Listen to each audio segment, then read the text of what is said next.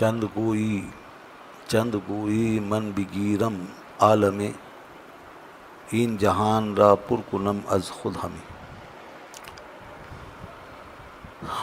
اچھا، جو مضمون چل رہا تھا وہ یہ تھا کہ آپ نے لوگوں سے یہ فرمایا تھا کہ اس دنیا کے پیچھے اپنی ہمت کے گھوڑے مت دوڑاؤ، یہ دنیا دوں ہے، یہ پست اور حقیر ہے، یہ ادنا اور خسیس ہے، تم اس کے پیچھے کیوں اپنا وقت، اپنی زندگی کو ضائع کر رہے ہو؟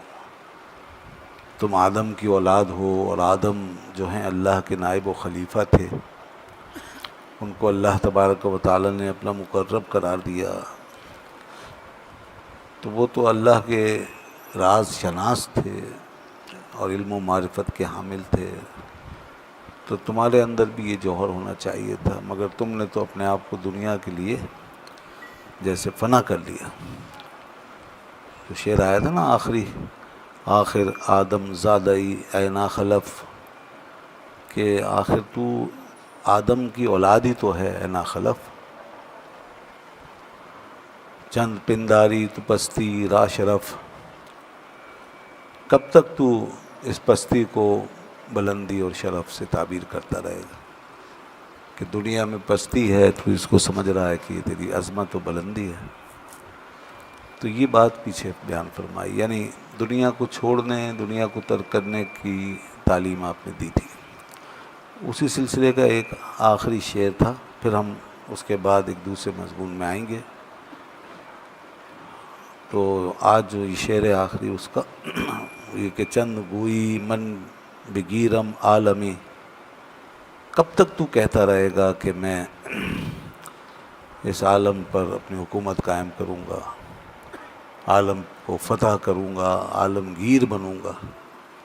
عالمگیر کون ہوتا ہے؟ جو عالم کو فتح کر لے، عالم کو اپنے قبضے میں لے لے، تو اس کو عالمگیر کہتے ہیں۔ تو جو دنیا کے بڑے بڑے حکمران ہوتے تھے، بڑی بڑی زمینوں کے مالک، ان کو عالمگیر کہا جاتا تھا۔ تو کب تک تو یہ کہتا رہے گا کہ میں دنیا کو فتح کر لوں گا؟ این جہان را پر کنم از خود ہمی، اور اس جہان کو میں اپنے آپ سے پر کر دوں گا، یہ تو کب تک سمجھے گا؟ اور یہ کام تو کرتا رہے گا کہ یہ جہان جو ہے تجھ سے پر ہو جائے، یعنی اس جہان میں تو ہی رہے، بس تیرا چرچا ہو، تیرا غلبہ ہو، اور یہ جہان تیرا زیر نگی ہوں، تیرے زیر نگی ہوں۔ تو یہ بس تو یہی چاہتا رہے گا کہ بس دنیا میں میرا سب کچھ ہو جائے، ہر طرف میری فوجیں ہوں، ہر طرف میری دولت ہو، ہر طرف میری قوت و طاقت ہو، ہر طرف میری گونج ہو، چار دانگ عالم میں بس میں نظر آؤں۔ یہ ہر آدمی کے اندر ایک خواہش ہوتی ہے۔ دیکھیں، انسان ایک چھوٹی سی سلطنت سے لے کے بڑی سے بڑی سلطنت کا خواہاں رہتا ہے۔ تو یہ دنیا کی کشش ہے جو انسان کو اپنی طرف اس حد تک کھینچ لیتی ہے۔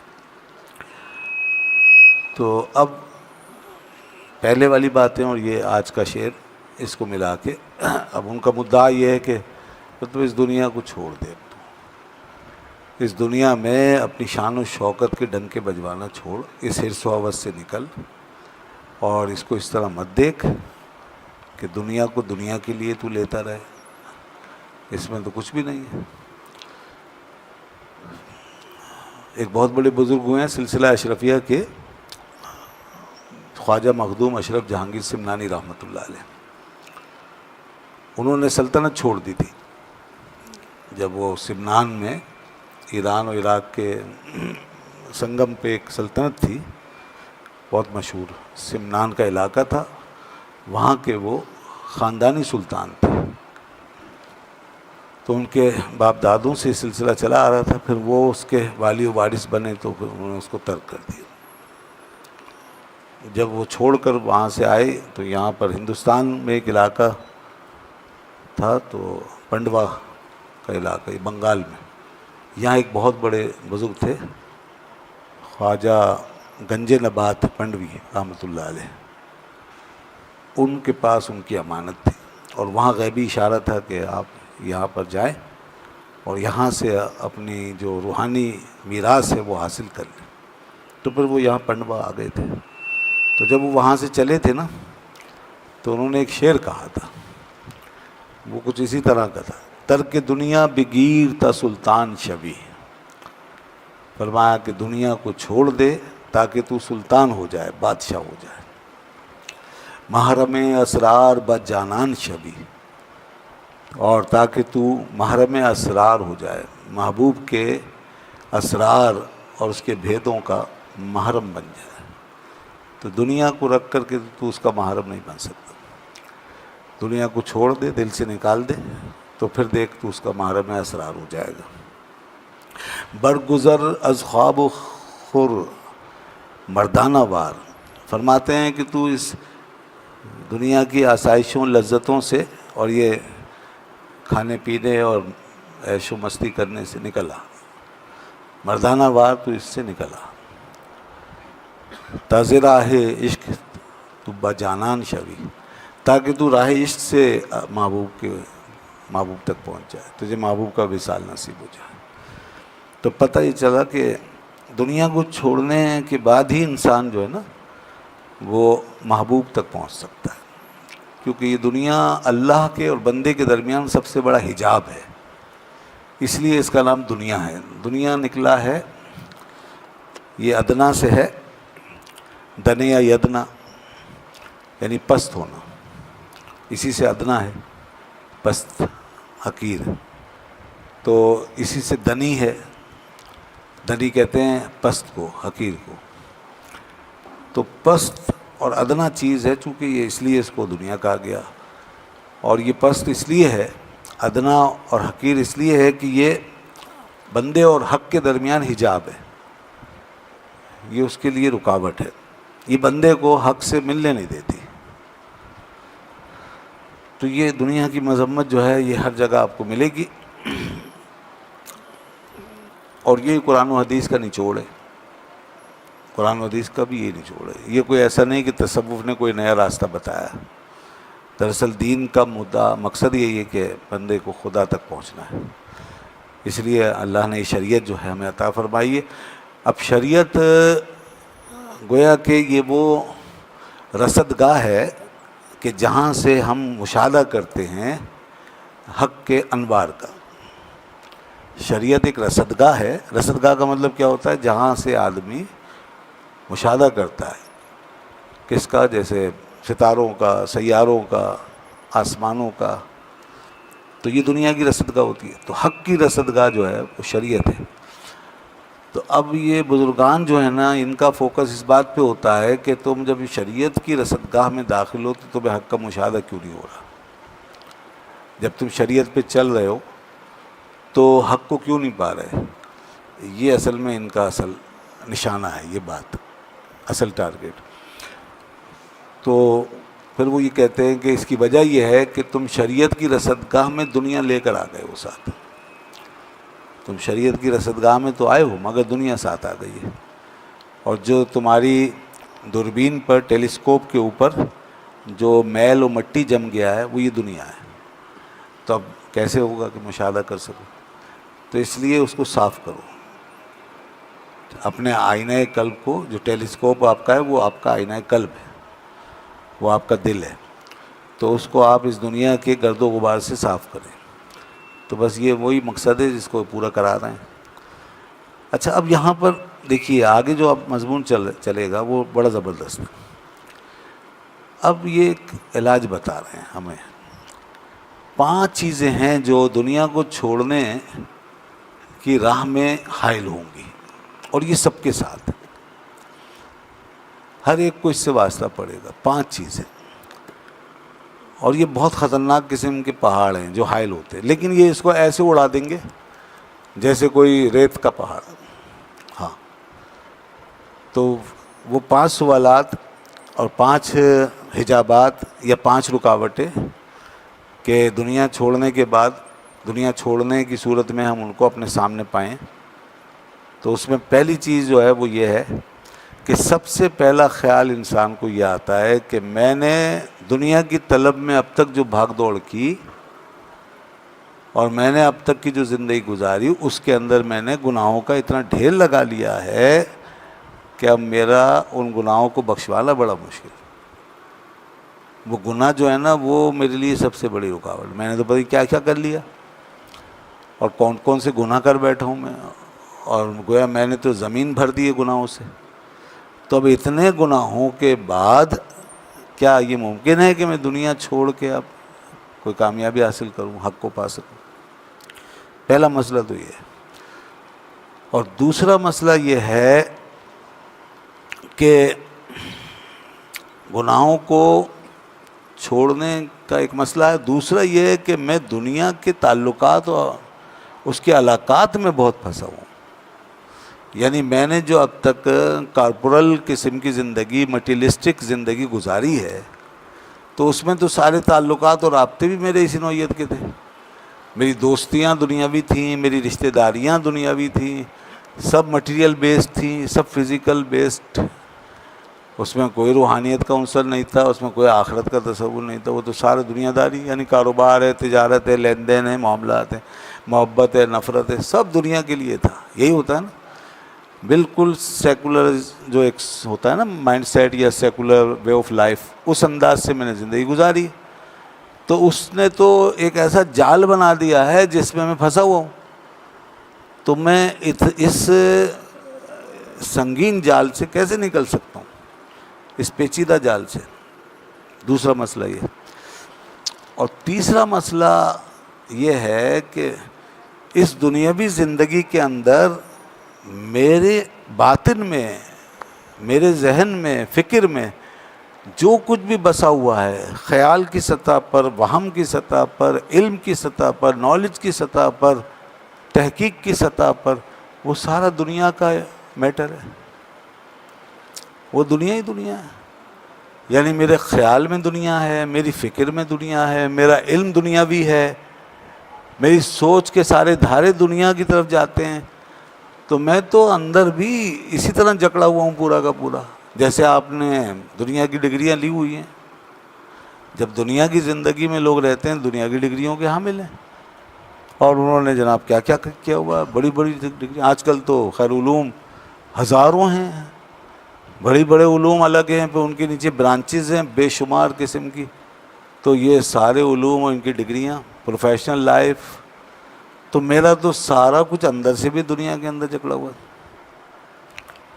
اور چوتھی رکاوٹ وہ یہ ہے کہ پھر اسی کے مطابق جو میرا من ہے نا اندر دنیا سے معمور، اسی کے مطابق میرا سارا جو وے آف لائف ہے، جو میرا اخلاقی جو نظام ہے، وہ بھی اسی میں ڈھلا ہوا ہے سارا کا سارا۔ یعنی میری عادتیں بھی ویسی ہیں، میرے طور طریقے بھی ویسے ہی ہیں، میں ویسے ہی لوگوں سے پیش آتا ہوں جیسے دنیا میں پیش آیا جاتا ہے، اور میں اسی اسٹینڈرڈ کو فالو کرتا ہوں، وہی میرا معیار ہے۔ تو میرا اخلاق جو بھی ہے دنیا کے لحاظ سے ہے، اس میں دینی لحاظ سے کتنی قباحتیں ہیں، کتنی دناتیں ہیں، کتنی خستیں ہیں، کتنی ناپاکیاں، وہ سب میں نے اپنے نظام اخلاق و نظام عمل کے اندر بسائی ہوئی ہیں۔ تو اب میں اس سے کیسے نکلوں گا؟ کتنی چیزیں ہو گئیں؟ 4۔ اور 5ویں چیز جو بیان فرمائی ہے وہ یہ کہ جناب میں جو ہوں، جب آپ کے اس ارشاد کے مطابق یہ چھوڑ کے چلوں گا اور حق کے راستے پہ جب میں گامزن ہوں گا تو مجھے کچھ ریاضتیں کرنی پڑیں گی، مجھے محنت کرنی پڑے گی۔ تو جب میں ریاضتیں اور مجاہدات کے راستے پہ چلوں گا تو میرا جسم تو اس کا متحمل نہیں ہوگا، میں تو بہت کمزور ہوں اور میں اور کمزور ہو جاؤں گا۔ اور جب میں بالکل نڈھال اور کمزور ہو جاؤں گا تو کیا میں پھر اس کے بعد کچھ اور اٹھا پاؤں گا؟ اور کیا میں کسی قابل رہ جاؤں گا؟ اور وہ عبادتیں جو مجھے کرنی چاہیے میں وہ بھی کر پاؤں گا یا نہیں؟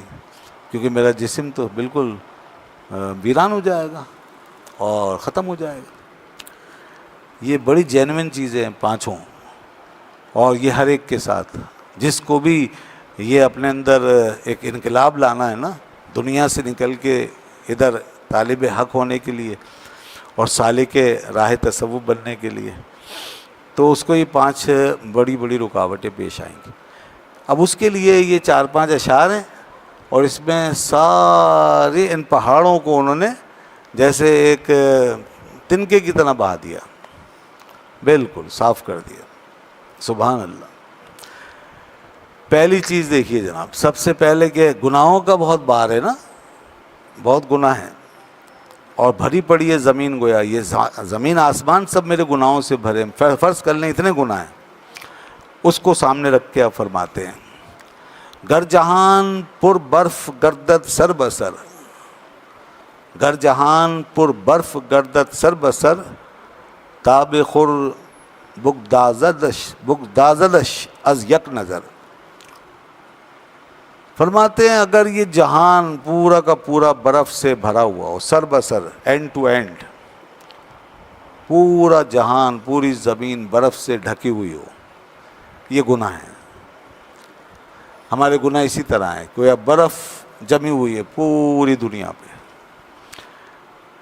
تو معلوم ہے کیا ہوتا ہے، جب سورج نکلتا ہے تو سورج کی ایک جو کرن ہوتی ہے نا، بس وہ ایک ہی نظر میں ساری برف کو پگھلا کر کے پانی بنا دیتی ہے، اور جتنی بھی برف ہو وہ ایسے بہہ جاتی ہے جیسے کچھ تھا ہی نہیں۔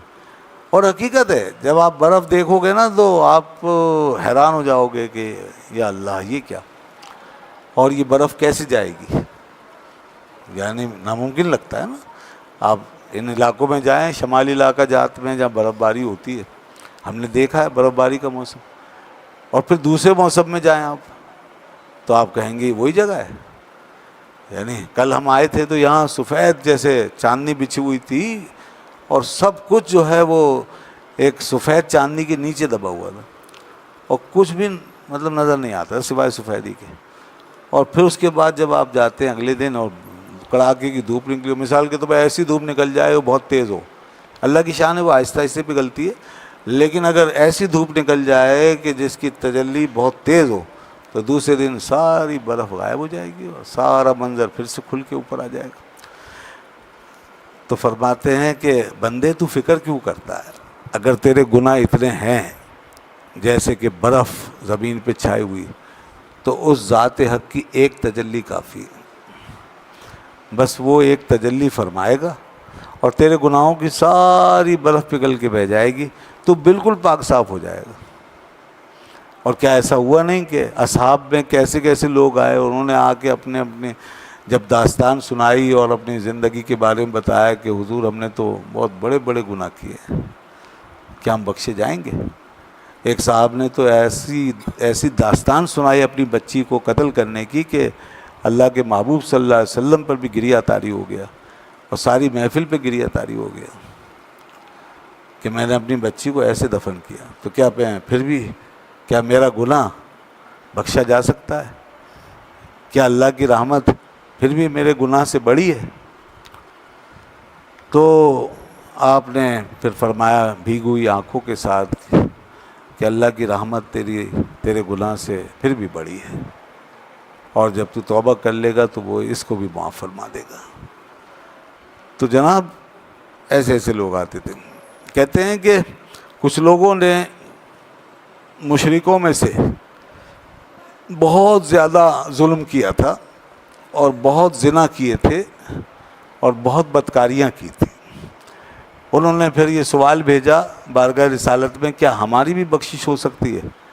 تو اس کے جواب میں یہ آیت آئی تھی، قل یا عبادی الذین اسرفوا، آپ فرما دیں کہ اے میرے بندو، الذین اسرفوا علی انفسہم، ان لوگوں سے کہ جنہوں نے اپنی جانوں پہ ظلم کیا، لا تقنطوا برحمت اللہ، اللہ کی رحمت سے مایوس نہ ہو۔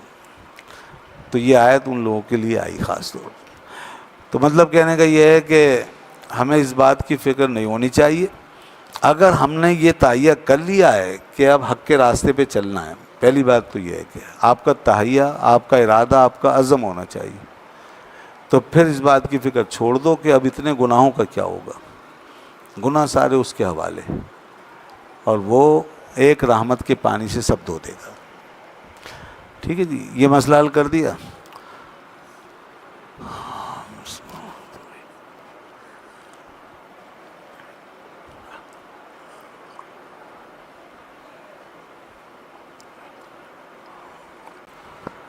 اچھا جی, اس کے بعد دوسرا مسئلہ کیا تھا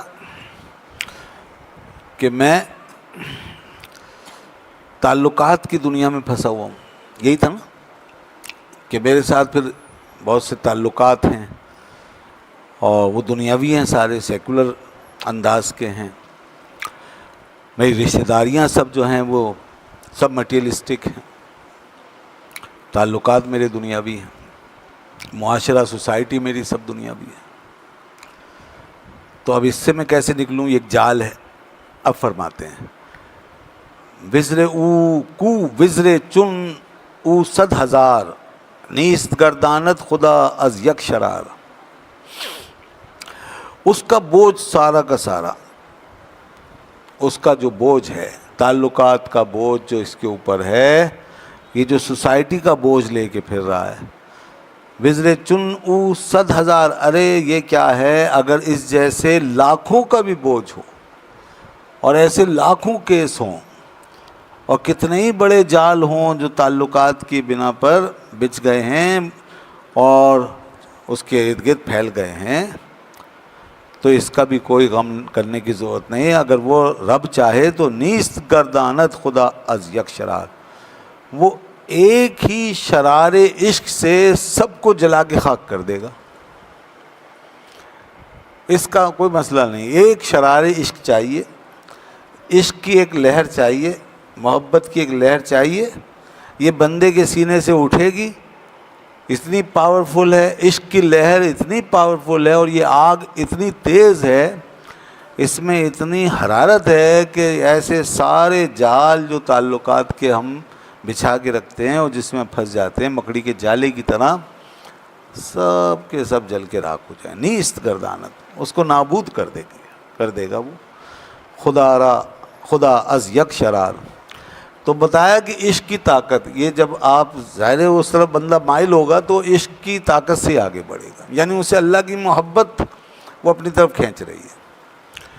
اور یہ جو اللہ کی محبت آپ کے اندر آئی ہے, اب اس کی طرف جو بڑھنے کا شوق ہوا ہے, تو بس یہ ایک ایسی طاقت ہے کہ آپ دیکھیں گے کہ صبح اٹھتے ہی آپ کے سارے معاملات بدل چکے ہوں گے. جو دنیا کے حوالے سے آپ کے قریب ہیں وہ سب دور ہو جائیں گے خود ہی, اور جو ذات حق کی سلک میں پرو کر اپنے آپ کو لائیں گے وہ آپ کے قریب ہوتے جائیں گے. ذات حق کی محبت کی سلک میں جو پرو دے گا وہ آپ کے قریب ہو جائے گا, اور خود بخود آپ کی دوستی اور دشمنی کا معیار بدل جائے گا. یہ حقیقت ہے. عشق میں بڑی طاقت ہے. دنیا میں بھی دیکھ لیں آپ, اچھا خاصا نوجوان بچہ یا بچی کسی کو بیٹھے بیٹھا عشق ہو جاتا ہے, تو 20 سال سے 25 سال سے 30 سال سے ماں باپ بھائی بہن جو ساتھ تھے اور پال رہے تھے اور اتنی محبت تھی, ایک بہار عشق کی جو اس نے پینگ لڑائی, بینگ بڑھائی, اور ذرا سا ایک محبت کا کوئی تعلق کسی سے ہوا, ادھر یہ سب ماں باپ بھائی بہن سب کے سب ہو گئے اجنبی اور غیر, اور وہ جس سے ہو گئی دوستی وہ ہو گیا سب سے بڑا عزیز, یہاں تک کہ ماں باپ سے بھی زیادہ. اور وہی بچہ اور بچی جو ہے اس ایک دوستی کے لیے اور اس ایک یعنی دنیا کے فانی عشق کے اندر اپنے آپ کو جو ہے وہ جلا دینے کی وجہ سے گویا یہ ساری محبتیں جو ہیں اس کی نظر میں کافور ہو جاتی ہیں, اور وہ صرف ایک لہر کا شکار ہو کر کے گھر چھوڑ کے چلے جاتے ہیں. گھر ہی چھوڑ دیتے ہیں اور فیصلہ کر لیتے ہیں کھڑے کھڑے, بس ٹھیک ہے. تو اب بتائیے کتنا گہرا رشتہ ماں باپ کا, بھائی بہنوں کا, سب ختم. تو دنیا کا جو فانی عشق ہے, باطل عشق, جب اس میں اتنی قوت و طاقت ہے کہ آدمی ایک ہی رات میں یا ایک دن میں یا ایک لمحے میں وہ ساری زندگی کا جو اثر ہے اس کو ملیح میٹ کر دیتا ہے, تو حق تعالیٰ کا عشق جسے ہو جائے میرے بھائی, تو یہ دنیا جہان کیا ہے. ایسی ہزار دنیایں بھی ہوں تو وہ ایک لمحے میں سب کافور ہو جائیں, سب نابود ہو جائیں گی اور پتہ بھی نہیں چلے گا. یہی تو تھا اللہ کے بندوں کا حال. اعلیٰ حضرت نے اسی کو تو کہا اے عشق تیرے صدقے جلنے سے چھوٹے سستے. انہوں نے تو اور آگے کی بات کر دی. فرماتے ہیں اے عشق تیرے صدقے جلنے سے چھوٹے سستے, جو آگ بجھا دے گی وہ آگ لگاتی ہے. جو آگ بجھا دے گی وہ آگ لگاتی ہے, یعنی جہنم تک چلا گیا معاملہ کہ وہاں تک اس کا اثر جائے گا. یہ آگ عشق کی ایسی آگ ہے کہ دنیا کی جو محبت کے اثرات تھے وہ تو گئے, یہاں تو سب جل کے راکھ ہو ہی گیا ایک ہی لمحے میں. وہ تو جہنم جو کسی سے نہیں بجھتی, یہ عشق ایسی طاقت ہے کہ وہاں تک جا کے قابو پا لے اور جہنم کی آگ کو بھی بجھا دے گی یہ عشق کی آگ. تو عشق میں بڑی طاقت ہے بھائی. اور متنبی نے کیا خوب کہا, عشق و کل معشوق یعذب قربہ وینال للمبتلا وینال من حوبائہ, ہے کہ یہ جو عشق ہے یہ معشوق کی طرح ہوتا ہے کہ جس کا قرب مزہ دیتا ہے. عشق ایسی چیز ہے کہ گویا عشق میں معشوق ہی محسوس ہوتا ہے. جسے محبت ہے اسے ایسا لگتا ہے کہ وہ محبوب کے پاس ہے بس, اور وہ ہر وقت اپنے آپ کو محبوب کے پاس دیکھتا ہے اور اس کی لذت سے ہمکنار ہوتا رہتا ہے کیونکہ محبت ہے. ٹھیک ہے جی. اور پھر اسے کچھ اور نظر نہیں آتا. اور للمبتلا یعنی عاشق کے لیے یہ ایسا ہوتا ہے. وینال من حوبائی, چاہے اس کی جان لے لے, یہاں تک کہ جان بھی چلی جاتی ہے. تو جناب یہ گویا کہ جو فاصلے ہیں نا ہمارے اور رب کے درمیان ظاہری جو ہماری طرف سے ہیں, اس کی طرف سے تو یہ ہے کہ نحن اقرب الیہ من حبل الورید ہے, تو وہ تو قریب ہے. فرمایا کہ وَإِذَا سَأَلَكَ عِبَادِي عَنِّي فَإِنِّي قریب, میرے بندے آپ سے میرے بارے میں پوچھ رہے تو آپ فرمائیں میں قریب. وہ تو قریب, مگر اب فاصلے یہاں سے جو ہم نے پیدا کیے وہ فاصلے ہیں. اب چاہے وہ کروڑوں منزل کے فاصلے ہیں, مگر جیسے ہی عشق ہوگا یہ فاصلے ختم. اس طرف سے کوئی فاصلہ نہیں تھا, ادھر ہی سے تھے. جیسے ہی عشق ہوا سارے فاصلے ختم. آپ ایک لمحے میں اس کی بارگاہ میں, ایک لمحے میں. جسے فرمایا الاحسان ان تعبد اللہ کا انک تراہ, نماز جب پڑھو تو ایسے پڑھو کہ گویا تم اسے دیکھ رہے ہو. فَإِن لَمْ تَكُنْ تَرَاهُ فَإِنَّهُ يَرَاكَ, اور اگر یہ نہ ہو سکے تو یہ سمجھو وہ تمہیں دیکھ رہا ہے. فاصلہ ختم. جیسے ہی آپ اس تصور میں جائیں گے فاصلہ ختم. تو ہم اور آپ ایک قدم بھی دور نہیں ہیں اس سے. بس یہ ہے کہ ایک توجہ, عشق کی ایک توجہ چاہیے, محبت کی معرفت کی ایک توجہ چاہیے. وہ اقبال کا شعر ہے نا, عشق کی ایک جست نے کر دیا قصہ تمام, اس زمین و آسماں کو بے قرار سمجھا تمہیں. عشق کی ایک جست نے کر دیا قصہ تمام, یعنی ایک چھلانگ نے قصہ ہی تمام کر دیا. اور حال جبکہ میں سمجھتا تھا کہ یہ زمین و آسمان بے قرار ہے, یعنی ان کا کوئی کنارہ نہیں ہے.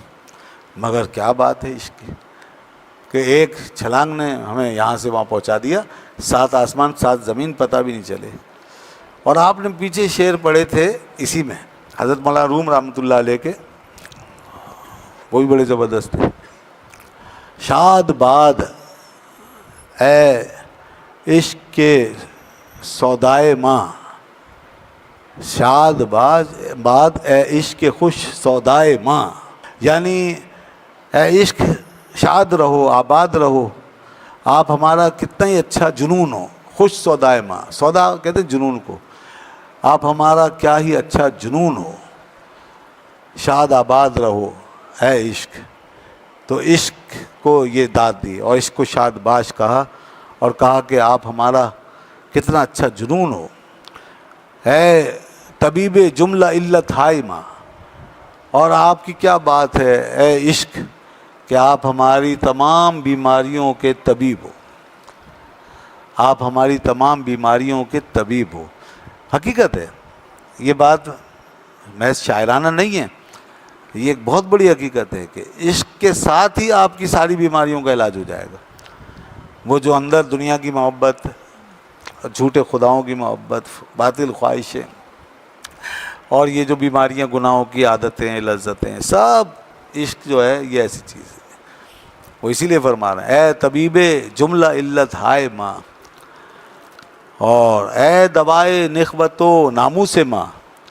کیا بات ہے, اے دوائے نخوت و ناموس ماں، ہمارے تکبر اور ہماری جاہ طلبی کی دوا، تو ہمارے تکبر کی دوا ہے۔ جسے عشق ہو جائے اس سے تکبر نہیں آئے گا، کبھی نہیں آئے، حالانکہ تکبر کبھی نہیں جا سکتا انسان کو، ہر چیز کے ساتھ تکبر ہے، ہر چیز کے ساتھ، یعنی آپ علم پڑھیں تکبر ہے، آپ دولت کمائیں تکبر ہے، آپ شہرت حاصل کریں تکبر ہے، آپ کو کوئی رسپیکٹ دیتا ہے تکبر ہے، حتیٰ کہ آپ صاحب اولاد ہو جائیں تو آپ سمجھتے ہیں میں بھائی بڑا طاقتور ہو گیا، آپ کا بڑا گھر ہے تو آپ اس پہ فخر کرتے ہیں، حتیٰ کہ کپڑا بھی اچھا پہن کے نکلیں تو آپ اپنے آپ کو ذرا خوشی سے دیکھتے ہیں، گاڑی تھوڑی اچھی سی لے لیں تو اس میں آپ اپنا سوچتے ہیں کہ میں کوئی چیز ہو گیا، ہر چیز میں میرے بھائی، ہر چیز میں، ایک چشمہ بھی اچھا سے لگا کے آئیں گے نا آپ گھر سے تو آپ کہیں گے بھائی آج تو میں نہیں دیکھوں گا اس میں سے، لوگ اس کے اندر سے مجھے دیکھیں گے، میں اس میں سے کم دیکھوں گا اور باہر سے لوگ اس کے اندر سے مجھے زیادہ دیکھیں گے۔ پین کوئی اچھا سا لگا کے لائیں گے آپ، اس سے بھی خوش ہو، ہر چیز میں تکبر ہے، اتنے تکبر ہیں کہ اس کا علاج ہو ہی نہیں سکتا۔ مولانا روم رحمۃ اللہ علیہ فرماتے ہیں عشق ایسی چیز ہے جس کو عشق ہو گیا نا سارے تکبر گئے۔ محبوبوں کے سامنے کب تکبر کرتا ہے کوئی؟ جس سے دنیا میں محبت ہو جائے اس کو کوئی دکھانے تھوڑی جاتے ہیں، اس کو تو منانے جاتے ہیں، ایسے ہی ہے نا، جس سے دنیا میں محبت ہوتی ہے اس کو دکھانے نہیں، اس کو منانے جاتے ہیں۔ تو بس رب سے جس کو عشق ہوگا وہ دکھانے کے لیے تھوڑی نکلے گا کچھ۔ تو فرما رہے ہیں کہ اے دوائے نخوت و ناموس ماں، اے دوائے نخوت و ناموس ماں، اے فلاطون و جالی نوس ماں، اے فلاطون و جالی نوس ماں، بڑے بڑے حکیم یہی تھے نا، افلاطون اور جالی نوس۔ تو اے عشق تو ہی ہمارا افلاطون ہے اور تو ہی ہمارا جالی نوس ہے، تو تجھ سے بڑھ کر کیا ہے؟ یہ ہے جناب عشق، عشق اس کو کہتے ہیں۔ اور یہ کیا عشق ہوئے کہ ہیں نوٹ بھی چل رہے ہیں، عشق بھی ہو رہا ہے، ہر چیز پہ نظر بھی ہے بھائی کتنا مل رہا ہے، اور عشق بھی ہو رہا ہے، اور جناب دنیا میں بھی خوب ہر چیز جو ہے ڈبل کرنے کے چکر میں لگے رہتے ہیں، اور کچھ کم نہ ہو، اور اپنی شخصیت کا بھی پورا شعور ہے، اور اپنے ٹھاٹ بھاٹ بھی سب عزیز ہیں۔ تو یہ کوئی عشق نہیں ہے بھائی، عشق میں آدمی جب تک اپنے آپ کو نہ بھلائے عشق نہیں، تو یہ سب چیزیں بھولیں گی، کیونکہ عشق جو ہے آتا ہی اس لیے کہ ہر تعلق کو ختم کر دے۔ تو یہاں پر جو فرما رہے ہیں کہ دیکھو تمہارا جو یہ دوسرا مسئلہ تھا نا کہ علائق و تعلقات کا جال تمہیں نہیں چھوڑے گا، تو بس عشق پیدا کرو، پھر دیکھو یہ سب گیا کہ نہیں گیا۔ اس لیے شیخ سعدی رحمۃ اللہ علیہ فرماتے ہیں ہر کے او بیند نگاہ بکس نہ کند، کہ جو اس کو دیکھ لے نا تو وہ کسی اور طرف نگاہ کر ہی نہیں سکتا۔ ز عشق سیر نہ گردد ز عیش بس نہ کند، وہ عشق سے کب پھر سیر ہوگا، اور زندگی سے ایسی کب وہ اپنے پر ہو سکتا ہے، وہ تو ہمیشہ خالی رہے گا اور کہے گا میں ابھی اور جینا چاہتا ہوں، اور اس طرح اس کی زندگی لامتناہی ہو جائے گی۔ اس کے بعد جناب تیسرا مسئلہ کیا تھا کہ اب اس نے اسی دنیا میں رہ کے سارے خیال بنائے، اوہام بنائے، علوم حاصل کیے ہیں، ایک یہ مسئلہ، اور اس کے ساتھ چوتھا مسئلہ، دونوں ایک ساتھ حل کریں گے۔ اب چوتھا مسئلہ کیا تھا کہ پھر انہی خیالات اور انہی تخیلات کی بنیاد پہ اس کا نظام اخلاق بنا اور نظام عمل تشکیل پایا۔ تو اب بھائی اس سے کیسے نکلے، اس کا علاج فرماتے ہیں۔ عین آن تخیل را حکمت کنت، عین آن زہراب را شربت کنت، پہلے مصرے میں تیسرے مسئلے کا حل ہے اور دوسرے میں چوتھے مسئلے کا حل ہے۔ فرماتے ہیں کہ عین آن تخیل را حکمت کند، اس کی ایک نظر جب تم اس کے عشق میں آگے بڑھو گے نا، تو اب ایسا تھوڑی ہے کہ تم تو محبت کرو اور وہ تمہیں اس کے جواب میں تمہیں کچھ نہ کرے اور اس کا جواب نہ آئے، رسپانس نہ آئے، نہیں، فاذکرونی اذکرکم، اس کا وعدہ ہے جب تم مجھے یاد کرو گے میں تمہیں یاد کروں گا۔ تو اب جب اس کی طرف سے نظر جواب آئے گی تو کہتے ہیں عین آن تخیل، تو وہی تخیل بے عین ہی، عین آن کا مطلب بے عین ہی وہی تخیل، یعنی وہی خیالات، وہی اوہام، وہی علوم، وہی سارے تخیلات راہ حکمت کند سب کچھ حکمت میں بدل جائیں گے. سارا معاملہ جو ہے نا وہ ملٹیپل ہو جائے گا حکمت کے ساتھ. یعنی تمہیں کچھ چھوڑنے کی ضرورت نہیں ہے بھائی. ایسا نہیں ہے پھر ریورس گیئر لگاؤ، پھر 0 میٹر بنو، پھر وہاں سے شروع کرو.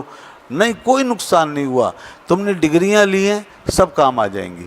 تم نے دنیا کے علوم پڑھے ہیں، حکمتیں پڑھی ہیں، فلسفے پڑھے، دانائیاں پڑھی ہیں، تمہیں سائنس کا علم ہے، تمہیں دنیا کی سائنسز کا علم ہے، جو بھی ہے وہ سب تمہارے لیے حکمت بن جائے گا جب اس کی نظر کرم ہوگی. اور یہ بہت بڑی حقیقت ہے. دیکھو یہ ایک حقیقت ہے. آدمی جب دنیا بھر سے گھوم کے اور ساری دنیا پڑھ کے دین میں آتا ہے نا، تو پوری دنیا کے تجربات اور اس کا علم جو ہے نا وہ دین میں سرو ہونا شروع ہو جاتا ہے. اور اس سے جو فائدہ ہوتا ہے نا اس کو، وہ خالی یک جہت پڑھنے والے کو نہیں ہوتا.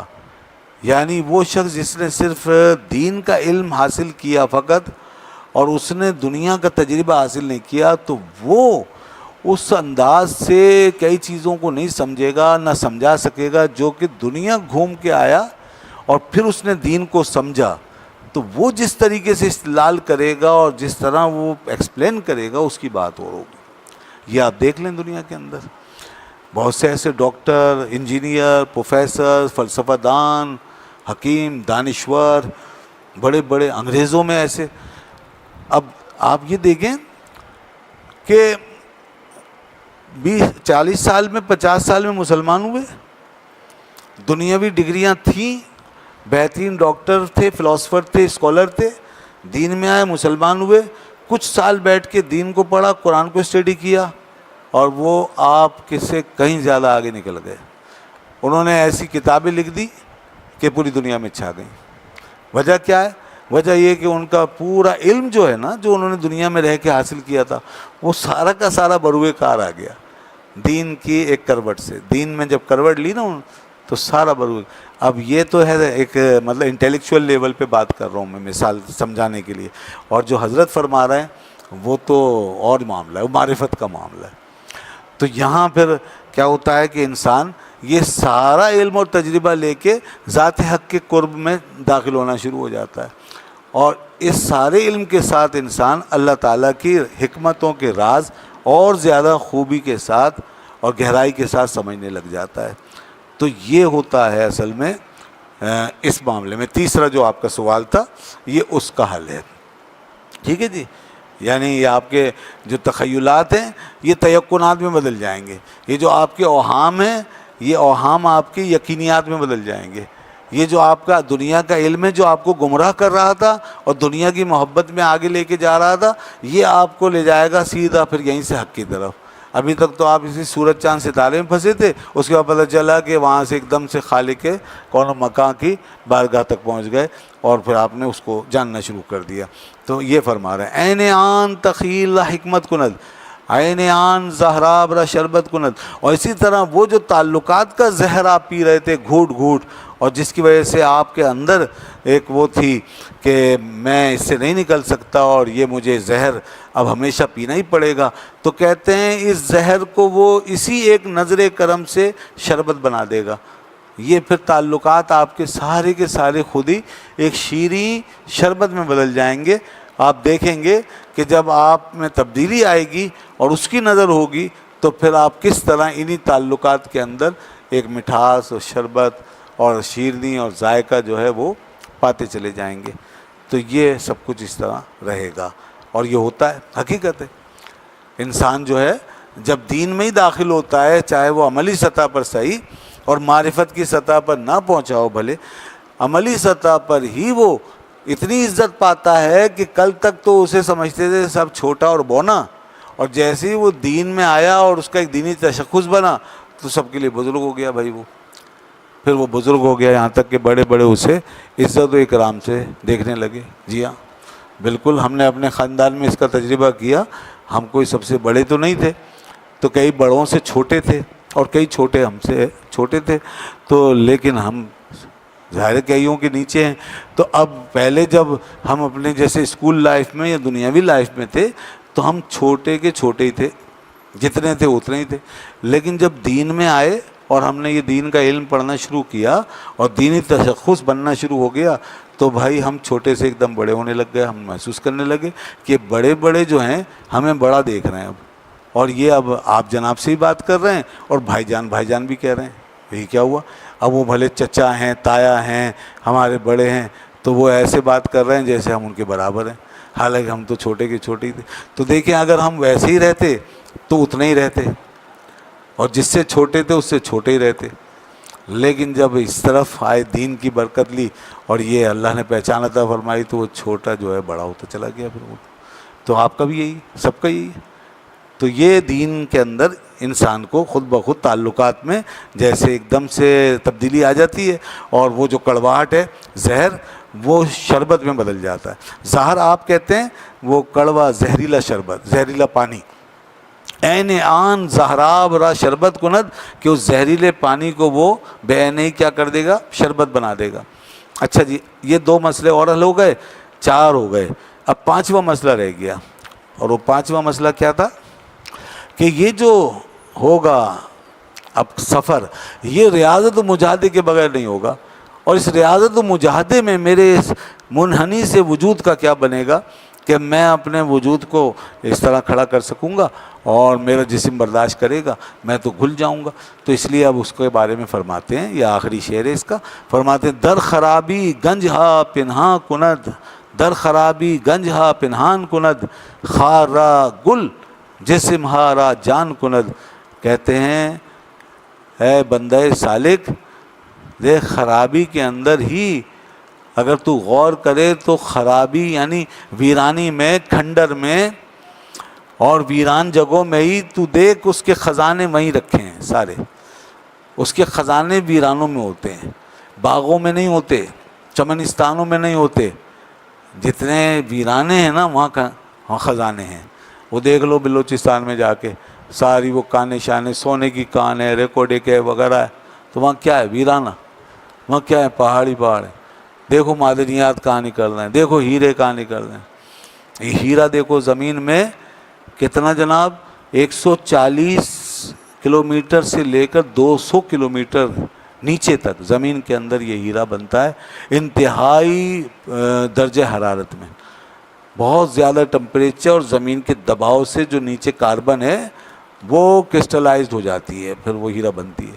تو یہ ہیرا یہ زمین کے نیچے, معدنیات ساری زمین کے نیچے, جواہر زمین کے نیچے, وہاں جہاں کوئی آبادی نہیں, کوئی گلستان اور کوئی نخلستان نہیں ہے. تو یہ خزانے تو سارے وہ ایسی جگہوں پر ہی آباد کرتا ہے. تو اپنے اس جسم کو کیوں گلستان بنا کے رکھنا چاہتا ہے؟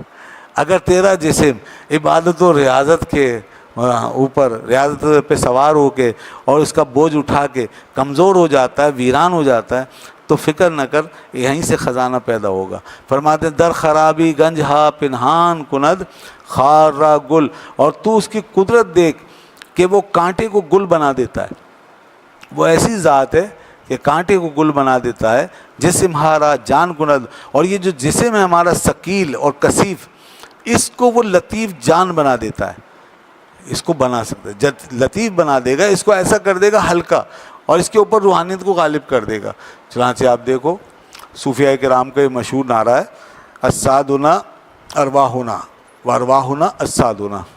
ہمارے اجساد جو ہیں جسم, وہ ہماری روح ہیں, اور ہماری روحیں ہمارے اجساد یعنی جسم ہیں. تو یہ جسم تو انسان کا ایسا ہو سکتا ہے کہ انسان جو ہے اس میں لطافت کا مزہ لے. تو جناب اس لیے انسان کو گھبرانا نہیں چاہیے, اور یہ نہیں سمجھنا چاہیے کہ حق کی راہ میں جب چلیں گے تو وہاں پر کوئی جو ہے پریشانی ہوگی یا ناکامی ہوگی, یہ نہیں سوچنا چاہیے, اور وہاں نقصان کی فکر نہیں کرنی چاہیے.